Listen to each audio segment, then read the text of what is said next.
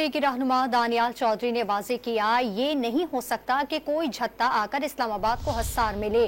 آئے روز دارالحکومت بند ہوگا تو دنیا کو کیا پیغام جائے گا. یہ بھی بتا دیا کہ بل کا اطلاق مذہبی سمیت تمام سیاسی جماعتوں پر ہوگا.